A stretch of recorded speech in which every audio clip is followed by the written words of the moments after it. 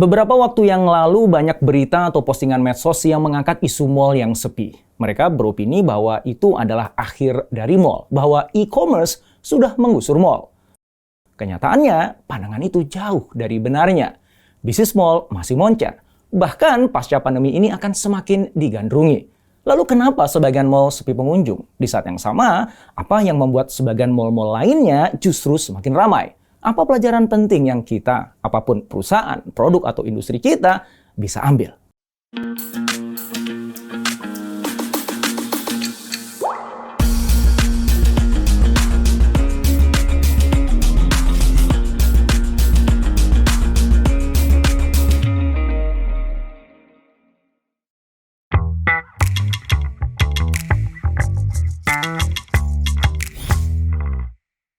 Jakarta dihuni sekitar 96 pusat perbelanjaan, tapi sebagian di antaranya sekarang sudah ditinggal pengunjungnya. Para pedagangnya sudah menutup gerai mereka. Sebagian gerai lalu disewakan dan sebagian lagi bahkan dijual. Dalam pantauan beberapa media, sejumlah mal terlihat kosong dan kondisinya memprihatinkan. Salah satunya adalah Plaza Semanggi. Dulunya mal yang telah berdiri sejak sekitar 20 tahun yang lalu itu sangat-sangat ramai. Tapi kini sepi dan banyak penyewa di sana yang bahkan nggak lagi meneruskan kontraknya. Glodok City juga seperti itu. Berdiri tahun 1970-an, pusat penjualan elektronik legendaris di Jakarta Barat itu harus rela ditinggal pengunjungnya. Kios-kiosnya banyak tutup dan di pintunya ada tulisan dijual atau disewa. Mereka seakan-akan nggak mampu terus-menerus digempur oleh bertambahnya pusat perbelanjaan dan maraknya toko online. Kondisi yang mirip juga dialami oleh Mall Ratu Plaza. Sejak pandemi menyerang, mal ini semakin sunyi. Dulu para pedagang di sana mampu meraup omset puluhan juta per harinya. Sekarang hanya sanggup mengantongi sekitar ratusan ribu saja. Padahal biaya sewa toko harus tetap mereka bayar. Hasil riset Colliers Indonesia mengungkapkan, tingkat okupansi ruang mal yang disewa peritel memang menurun secara drastis. Untuk wilayah pusat bisnis Jakarta misalnya, turun sampai 9% jika dibandingkan sebelum pandemi di tahun 2019. Sedangkan jika dibandingkan tahun 2020, keterisian mal tahun 2021 turun 5%. Pada tahun 2016, tingkat keterisian mal berada pada level yang sangat tinggi yaitu 85%, mendekati kategori penuh. Tapi terus menurun dari tahun ke tahun hingga pada 2020 tingkat okupansinya di bawah 80% dan 2021 hanya mencapai 70% saja. Sebetulnya apa sih yang sebenarnya tengah terjadi dan membuat mal itu jadi sepi?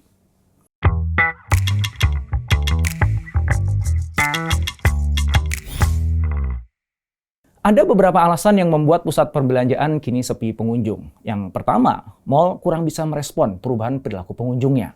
Fungsi sebuah mal akan selalu berubah dari waktu ke waktu, mengikuti perubahan gaya hidup dari sang pengunjung. Saat ini perubahan terjadi akibat pandemi COVID-19. Perubahan itu perlu direspon para pengelola mal dengan menguatkan fungsi mal selain tempat belanja. Mal harus dapat menjadi hub koneksi sosial. Kenapa? Karena sudah hampir 3 tahun manusia di bumi tidak bisa berinteraksi secara bebas dan langsung. Kita sendiri merasakan betapa selama itu relatif kita terkungkung dan hanya bisa berinteraksi di dunia maya. Alasan perlunya mal merespon perubahan gaya hidup pengunjung tercermin dari hasil riset terbaru dari BCA Sekuritas. Menurut riset tersebut, 10 pusat pembelanjaan di Jakarta yang pengunjungnya menyusut adalah mal yang mengusung konsep lama. Mereka hanya mengandalkan toko serba atau supermarket. Sebaliknya, 10 mal baru yang justru tumbuh memukau adalah mereka yang menerapkan konsep baru.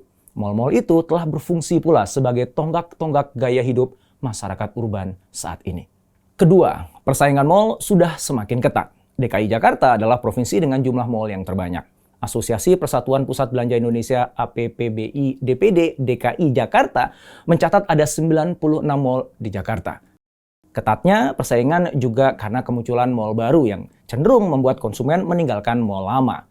Apalagi banyak mal baru yang akan dibangun karena pertumbuhan mal memang sangat pesat. Per tahun bisa mencapai 3,4%. Nah, untuk tahun 2023 ini sudah terdaftar 6 mal baru yang akan hadir di Jakarta dan sekitarnya.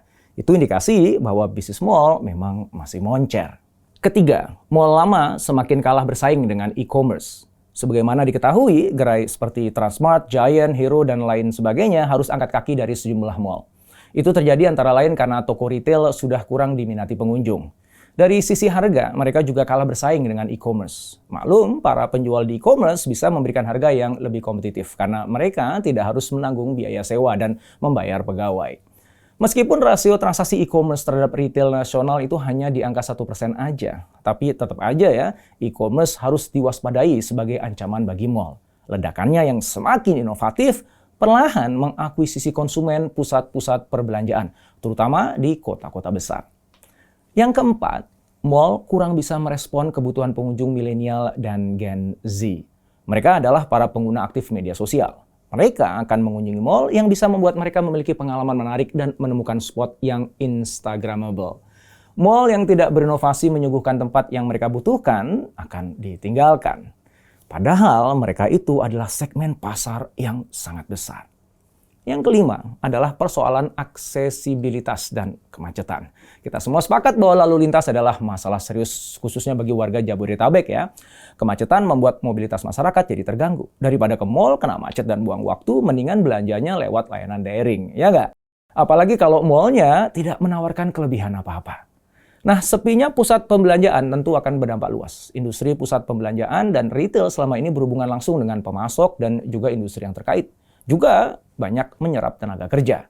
Jadi sepinya pengunjung mall akan berdampak terhadap aspek lapangan kerja. Oleh karena itu, mall dituntut untuk bisa mengubah diri agar bisa bertahan dan tetap survive. Tapi gimana cara mall mengubah dirinya?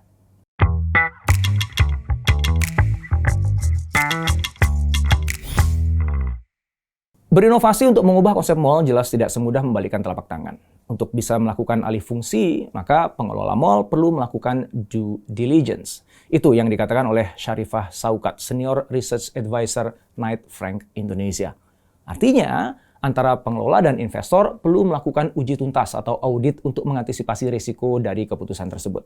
Syarifah mengatakan, pengelola harus melakukan due diligence untuk melihat peluang yang ada. Mengingat pengelola perlu mempertimbangkan zonasi ruang, fasilitas penunjang, peluang usaha, dan tentu saja biaya redesign ruangan. Dia juga mengingatkan bahwa para pengelola mall perlu mencari inovasi. Ruang retail saat ini menurutnya berkembang tidak hanya sebagai ruang transaksi, tetapi juga ruang interaksi sosial.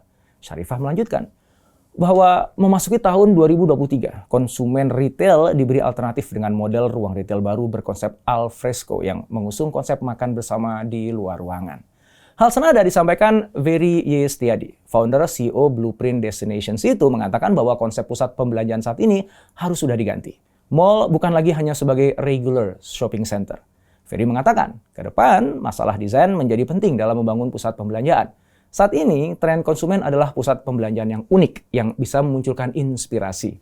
Jadi, pusat pembelanjaan harus mempunyai diferensiasi, keunikan tersendiri, dan konsep yang kuat. Hal tersebut nantinya juga akan menjadi bagian commercial development itu sendiri.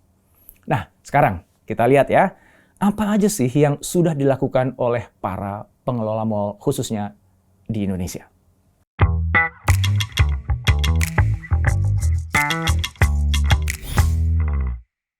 Berbagai mall ternyata sudah berinovasi. Di antaranya adalah Senayan City. Sejak dibuka lagi pada pertengahan Juni lalu, 90% tenannya sudah beroperasi. Namun, jumlah pengunjung pada weekday masih di kisaran 25 hingga 30% dari kapasitas dan menjadi 35% pada weekend. Senayan City menyiasati kondisi itu dengan melakukan berbagai terobosan. Di antaranya, mereka membuat program drive-thru dan Senayan City Live Shopping. Dengan program itu, para pelanggan bisa menghubungi toko yang dituju untuk berbelanja, sekaligus menikmati promo yang diberikan khusus selama berlangsung live streamingnya. Lalu, pembayaran elektronik ditujukan langsung ke toko tersebut. Terakhir, barang bisa diambil dengan sistem drive-thru di titik penjemputan. Mall Kota Kasablanka juga membuat terobosan. Mereka mengkolaborasikan tenan dengan Lazada. Jadi, begitu aplikasi Lazada dibuka, semua barang yang dijual di Mall Kota Kasablanka itu bisa dilihat. Strategi tersebut diharapkan bisa berimplikasi pada naiknya daya beli dan penjualan retail.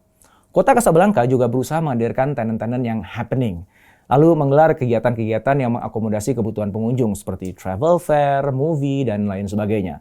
Selebihnya, banyak menambahkan tenan food and beverage atau F&B. Yang itu tentu saja tanpa meninggalkan fashion yang selama ini sudah menjadi kekuatannya. Saat ini posisi tenan F&B di sana mencapai 35% dan selebihnya merupakan anchor tenan dengan produk-produk beauty.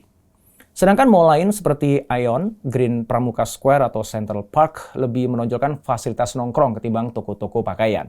Di Green Pramuka Square misalnya, kini tersedia area food street untuk nongkrong kaum milenial. Mereka juga rutin menggelar acara tematik yang menyasar anak muda sampai keluarga. Sementara itu, Aeon Mall mengusung tema Jepang, sehingga restoran dan kafe di Aeon selalu padat dengan pengunjung. Terobosan Grand Indonesia lain lagi. Mereka menciptakan tenan dengan variasi brand yang diminati konsumen dan sedang jadi trendsetter. Sekitar 70% dari customer mereka adalah wanita. Jadi gerai-gerai kecantikan menjadi daya tarik dan semuanya bisa terakomodasi. Perubahan konsep dilakukan dengan mengikuti tren sport, lifestyle maupun food court. Mereka menyuguhkan konsep baru untuk food court yaitu footprint dengan tempat yang menarik. Sedangkan untuk marketing mereka membuat program-program belanja dan acara bertema eksperimental. Mereka berinovasi dalam pelayanan seperti membuat multilingual customer services, aplikasi booking parking, dan masih banyak lagi.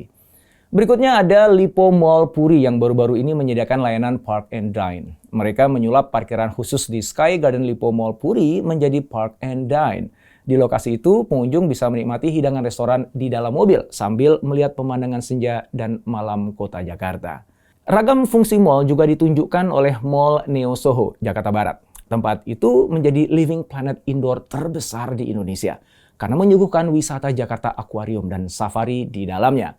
Itu objek wisata bawah laut dalam mall yang menarik, edukatif, dan instagramable. Sementara Skyring Mall Taman Anggrek sebagai salah satu arena seluncuran es terluas di Asia Tenggara adalah arena rekreasi bagi keluarga. Begitupun Kidzania di Jakarta dan Surabaya sebagai wahana bermain sekaligus edukasi bagi anak-anak. Terbaru adalah transformasi yang dilakukan oleh Sarinah sebagai pusat pembelanjaan tertua di Indonesia. Arena terbukanya sekarang semakin luas, sehingga Sarinah pun menjadi ruang bagi komunitas untuk memadukan literasi, kultur, dan juga produk UMKM. Konsep department store diubah menjadi specialty store. Meskipun masih menampilkan produk fashion, shoes, craft, health and beauty, aksesoris, dan tas, konsep itu dibuat relevan dengan konsumen dan pola belanja modern.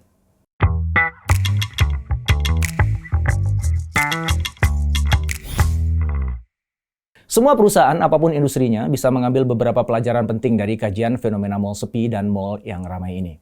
Pertama, perubahan gaya hidup dan preferensi pelanggan berubah secara eksponensial. Pandemi mengakselerasi perubahan itu. Maka perusahaan harus mampu cepat membaca perubahan perilaku dan kebutuhan pelanggannya secara mendalam. Lalu membuat strategi yang tepat dan menyesuaikan dirinya. Perusahaan harus mampu memanfaatkan analisa data untuk memahami perilaku pelanggannya dan menyusun strategi yang terbaik. Kedua, berhati-hatilah dengan produk atau layanan substitusi. Mall saat ini tidak hanya bersaing dengan mall lainnya, melainkan juga bersaing dengan e-commerce dan social commerce. Jika mall hanya berfungsi sebagai tempat jual beli, maka e-commerce atau social commerce mampu memberikan nilai yang lebih berupa kemudahan dan harga yang lebih bersaing. Mall nggak akan mampu untuk memenangkan pertempuran itu. Ketiga, ciptakan inovasi yang memberikan lompatan nilai yang susah ditiru oleh pesaing ataupun perusahaan substitusi. Mall yang ramai menunjukkan bahwa mereka bukan lagi sekedar tempat belanja, melainkan menjadi pusat gaya hidup. Mereka juga memanfaatkan teknologi untuk menjalankan strategi omnichannel. Itu adalah strategi untuk memenuhi gaya belanja dan preferensi pelanggan yang berbeda-beda dan memastikan ketersediaan produk dan layanan melalui berbagai kanal. Keempat, lakukan diversifikasi produk, tapi tetaplah berada dalam satu ekosistem layanan yang sama.